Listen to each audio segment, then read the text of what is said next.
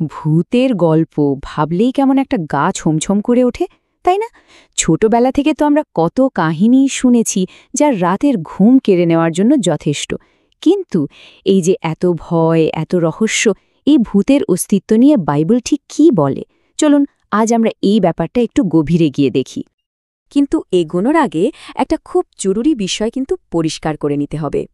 আমরা যখন ভূত শব্দটা ব্যবহার করি তখন আসলে ঠিক কী বোঝাতে চাই?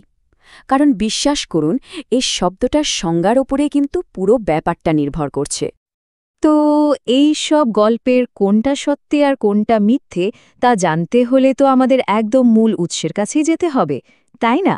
চলুন তাহলে সরাসরি দেখে নেওয়া যাক বাইবেল এই ব্যাপারে কি বলছে। মজার ব্যাপার হলো, বাইবেল অনুযায়ী এর উত্তরটা কিন্তু পুরোপুরি নির্ভর করছে ভূত শব্দটা দিয়ে আমরা ঠিক কী বোঝাচ্ছি তার উপর। কারণ বাইবেলের দৃষ্টিকোণ থেকে দেখলে এর কিন্তু দুটো একেবারে আলাদা ব্যাখ্যা হতে পারে। আর এই দুটো ব্যাখ্যার মধ্যে বাইবেল একটা ধারণাকে হ্যাঁ বলছে আর অন্যটাকে সরাসরি না করে দিচ্ছে। তো চলুন দেখি কোন ধারণাটাকে বাইবেল সমর্থন করে। এই স্লাইডটা দেখুন, এখানে ব্যাপারটা খুব পরিষ্কার।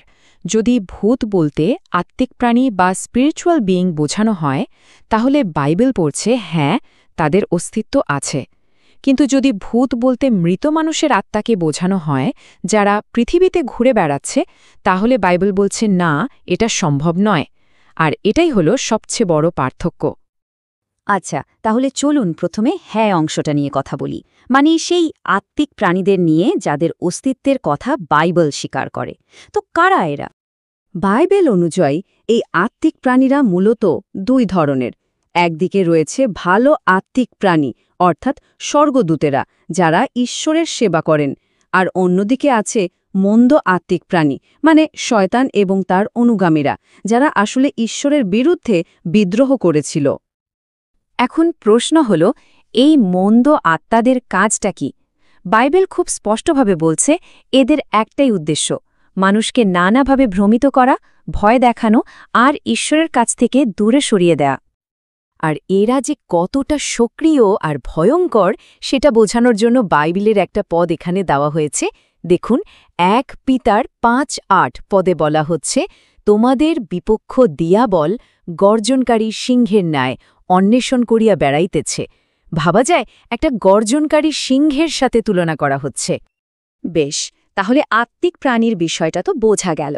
এবার চলুন আমাদের আলোচনার দ্বিতীয় অংশে যাই, মানে সেই ধারণাটা যেটাকে বাইবেল সমর্থন করে না, মৃত মানুষের আত্মার পৃথিবীতে ঘুরে বেড়ানোর ব্যাপারটা। এই বিষয়ে বাইবেল ঠিক কী বলে? এই বিষয়ে ইব্রিয় ৯:২৭ পদটা কিন্তু একদম দ্ব্যর্থহীন। এখানে বলা আছে, মনুষ্যের নিমিত্ত একবার মৃত্যু, তৎপরে বিচার নিরূপিত আছে। খেয়াল করুন, মৃত্যুর পরেই সরাসরি বিচারের কথা বলা হয়েছে। এর মাঝে পৃথিবীতে ঘুরে বেড়ানোর কোনো সুযোগেরই কথা নেই। তার মানে কি দাঁড়ালো? বাইবেলের শিক্ষা অনুযায়ী কোনো মানুষের আত্মা মৃত্যুর পর পৃথিবীতে ভূত হয়ে ঘুরে বেড়াতে পারে না।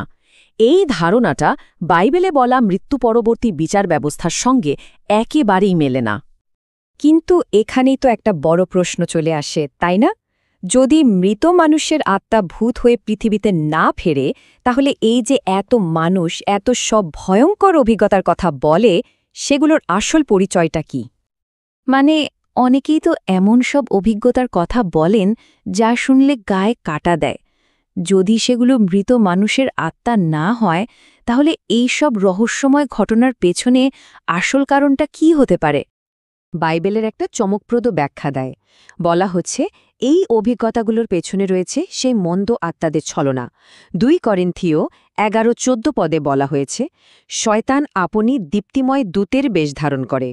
মানে এরা এতটাই ধূর্ত যে আলোর দূত বা ভালো কিছু ছদ্মবেশেও আসতে পারে। আর মানুষকে বিভ্রান্ত করার জন্য এদের কৌশলের কিন্তু অভাব নেই। এরা মৃত ব্যক্তির অনুকরণ করতে পারে, মানে কারো মৃত প্রিয়জনের রূপ ধরে সামনে আসতে পারে, অনেক সময় আবার ধার্মিক সেবকের মতো ভান করে। এদের মূল লক্ষ্যই হল ভয় তৈরি করা আর মানুষকে ঈশ্বরের পথ থেকে সরিয়ে দেওয়া। তাহলে দেখুন, এই ভয়ের আসল উৎসটা যদি জানা যায় তাহলে কিন্তু তাকে জয় করার পথটাও সহজ হয়ে যায়। আর সবচেয়ে ভালো খবর হলো বাইবেল শুধু সমস্যাটাকেই তুলে ধরে না, এখান থেকে বাঁচার উপায়ও বলে দেয়। আসলে বাইবেলের মূল বার্তাটা কিন্তু ভয় পাওয়ার জন্য নয়, বরং বিশ্বাসের শক্তিতে শক্তিশালী হওয়ার জন্য। এখানে স্পষ্টভাবে বলা হয়েছে যে এই মন্দ আত্মাদের বিরুদ্ধে রুখে দাঁড়ানো অবশ্যই সম্ভব। কিভাবে রুখে দাঁড়াতে হবে তার জন্য বাইবেলে খুব সহজ 3টে ধাপের কথা বলা আছে। প্রথমত, ঈশ্বরের বশীভূত হওয়া। দ্বিতীয়ত, দিয়াভেল বা শয়তানের প্রতিরোধ করা। আর এর ফল কি হবে? তৃতীয় ধাপে বলা হয়েছে, সে তোমাদের হইতে পলায়ন করিবে, মানে সে পালিয়ে যেতে বাধ্য হবে। এটাই হল আত্মিক সুরক্ষার মূল চাবিকাঠি। তাহলে পুরো আলোচনা শেষে একটাই প্রশ্ন থেকে যায়, যদি ভয়ের আসল উৎসটাকেই চেনা যায়, তাহলে সেই ভয়কে জয় করার জন্য আমাদের হাতে থাকা বিশ্বাসই কি সবচেয়ে বড় শক্তি হয়ে ওঠে না? ভেবে দেখার মতো একটা বিষয়, তাই না?